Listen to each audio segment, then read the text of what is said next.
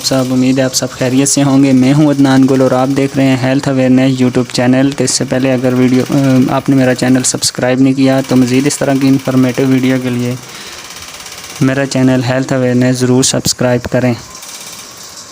आज मैं आपसे बात करूंगा बायो 21 के बारे में। टीथिंग टैबलेट होती हैं जो बच्चों को दी जाती हैं। इसका बेनिफिट इसके क्या है? ये बच्चों की बढ़ती हुई हड्डियों को मजबूत करता है, उसके दांतों को मजबूत करता है। बढ़ते हुए दांतों की मजबूती के लिए बहुत ही ज़बरदस्त फार्मूला तैयार किया है इन्होंने, कंपनी ने।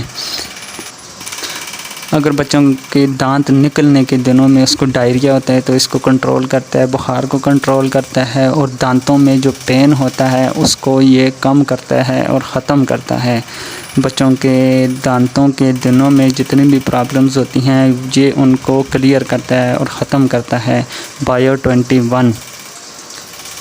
वीडियो अच्छी लगे लाइक करें और मेरा चैनल मज़ीद इस तरह की वीडियो देखने के लिए ज़रूर सब्सक्राइब करें।